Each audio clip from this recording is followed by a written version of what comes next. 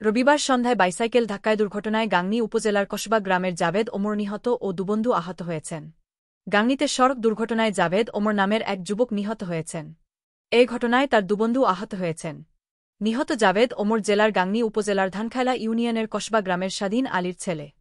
আহতরা হলেন একই গ্রামের আনাজ আলীর ছেলে হুসাইন আলী ও পার্শ্ববর্তী ভাটপাড়া গ্রামের আবুল কাশেম এর ছেলে আবু বক্কর। রবিবার সন্ধ্যা রাতে ভাটপাড়াকচিখালী সড়কে একটি দ্রুতগামী মোটরসাইকেল অপর একটি বাইসাইকেলকে ধাক্কা দিলে এ দুর্ঘটনা ঘটে। স্থানীয়রা জানান, রবিবার সন্ধ্যা রাতে জাভেদ ওমর ও তার দুবন্ধু হুসাইন ও আবু বক্কর একটি মোটরসাইকেল জায়গায় ভাটপাড়া থেকে পার্শ্ববর্তী কচুইখালী বাজারের দিকে যাচ্ছিলেন।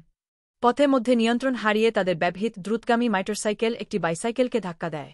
এ সময় ৩ বন্ধু মোটরসাইকেল থেকে ছিটকে পড়ে মারাত্মকভাবে আহত হয়। পথচারীরা তাদের উদ্ধার করে চিকিৎসার জন্য গাংনী উপজেলা স্বাস্থ্য কমপ্লেক্সে নেন। আহত জাভেদ ওমর এর শারীরিক অবস্থার অবনতি দেখা দেয় সেখান থেকে কুষ্টিয়া মেডিকেল কলেজ হাসপাতালে নেন। তার শারীরিক অবস্থার আড়ায় অবনতি হওয়ায় উন্নত চিকিৎসা দেওয়ার লক্ষ্যে রাতেই ঢাকায় নেওয়ার সময় পথে মধ্যে মারা যান। গাংনী থানার অফিসার ইনচার্জ ওসি বানী ইসরাইল হতাহতের বিষয়টি নিশ্চিত করেছেন। মুজিবনগর খবরে নিউজ এর জন্য যোগাযোগ করুন।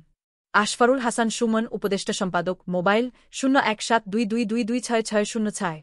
শাহেদুজ্জামান রিপন, যুগ্মবার্তা সম্পাদক, মোবাইল 017230043000। মহসিন আলী আঙ্গুর, সম্পাদক ও প্রকাশক, মুজিবনগর খবর.com, মেহেরপুর।